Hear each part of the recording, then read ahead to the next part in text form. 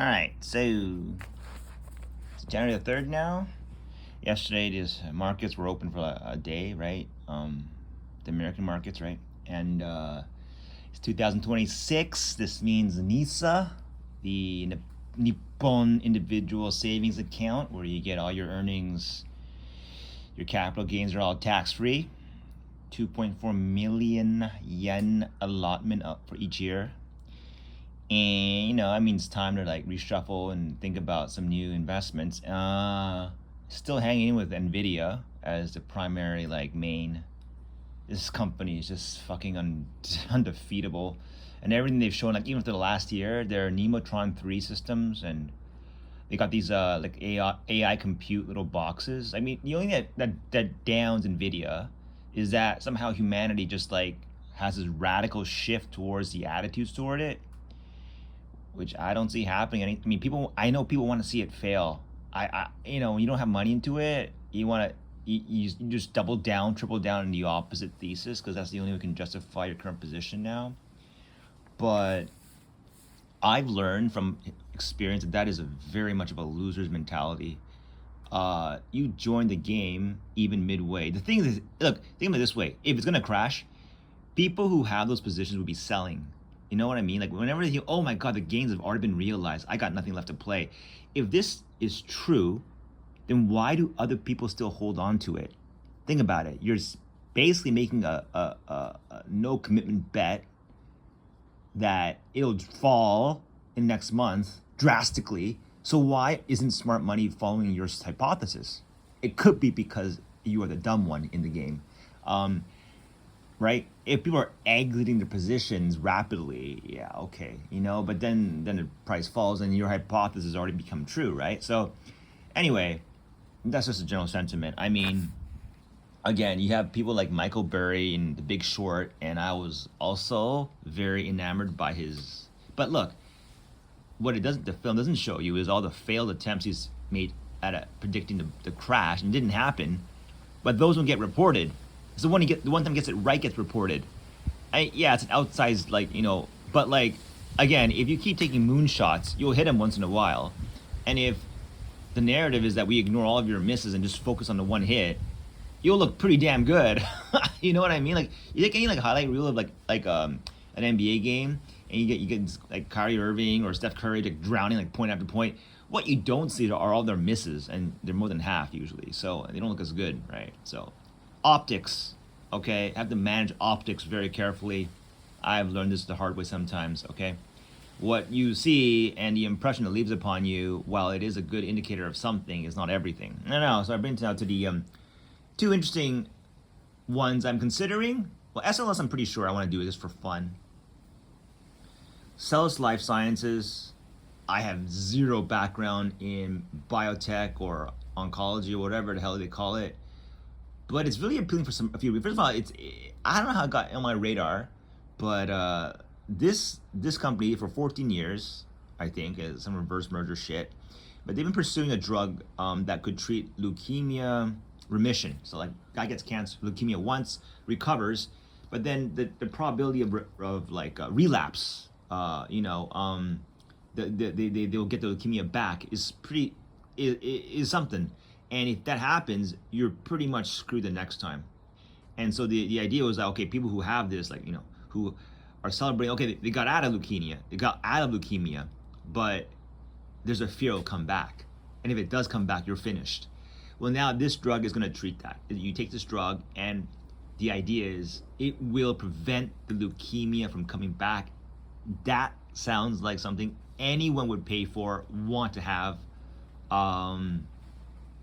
Why not? And we're not talking about 10 months or 12 months. More like 5 months to 2 years. Okay, could be like that, right? We don't know yet. It's blind, okay? We don't know. But a lot of promising things going on for it. First of all, BlackRock is loaded in. I thought that was the most important thing. GPT corrected me. No, that's not the most. Is Astos a name I don't even know, because they are specializing and making a huge bet on SLS paying off. These are people who have a lot of degrees and a lot of know-how into medicine and how it works. when they pile in money like that, it means they are seeing a lot of promise. Again, promise, no guarantees of anything. You could get surprised by oopsies, like something just went wrong here. Nobody really knows except for those people, who are in the know, but they're really forbidden from revealing this information. So now here's the thing where I've changed. Okay, it's 436 as of today, right now, USD, and it's shown 50% growth in the last 5 days, 200 last 30 days. Wow. Okay, and the target though is something in like the 10s, 20s, 30s if things go well for it. And if things go very well for it, we don't know. It could go to 50, 60. We don't know. I don't know. It'll go up though. There's no scenario where the thing is successful and it stays at 436. So, but then of course, if things go wrong, it can go nearly zero. So that freaks people out usually because you could lose all your money. But so you have an options trading. People do all the time with options trading. They go to zero. This to me is actually a better kind of a fun bet because why is it a fun bet? Because first of all, I was like, hey, you know what? I hate options trading. I think it's I can't stand it. I feel like I lost to like someone else, right? But here, if you lose your investment to this company because the outcome was not good, what did you really lose to? No one cheated you out of your money. It's just a surprise from reality. Mother Nature saying, nice try, but try again, right? It's okay. I'll absorb it. I feel like participating in like what is a struggle against human misery. Whatever is a struggle against human misery, I'm with that. I'll put my money in that. And if I get paid for that, even better, right? So my vote of confidence on this one. They've shown that they have the skill, the know-how, they know what they're doing. And they're playing a hard game, which is getting approval from the FDA, right? To use a drug, actually use a drug, and they're in stage 3. Okay, and I had to learn about this, how they get approval. It's 80 deaths, so they have a control group. It's taking what they call BAT, the best available therapy. That's what you would take if you didn't have this drug on the market. And another group that's taking the experimental drug, not approved. You compare both groups, you total 80 deaths between the two. When 80 deaths occur between the two groups, done. Okay, and then you compare the data. All right, and we do not know. Okay, so we do not know how many. It's not 80 deaths for the control or the medicine. Okay, it's 80 deaths combined between the two. Let make it fair, kind of a thing, right? I mean, and two things. One is dragging on longer than expected, meaning there's fewer deaths than it. So that is promising because it means maybe there's fewer people dying at a slower pace. That means the drug is working. Okay, so and the 80th death can happen anytime. They're expecting it 2026. When that happens, there'll be like another review, et cetera, et cetera, et cetera. 500,000 is the number of yen I think I'm going to put into this anyway. And it's already passed non-futile, so FDA has already said this is not a pointless thing to continue. I think it was stage 2. I don't know. It was like last year. It was confirmed that this study is worth pursuing. Continue on. Don't change anything. Apparently, some drugs hit a certain stage like, nah, your data is too sketchy. It doesn't look like it's working. Just stop it. You don't have to continue. Well, they've passed that.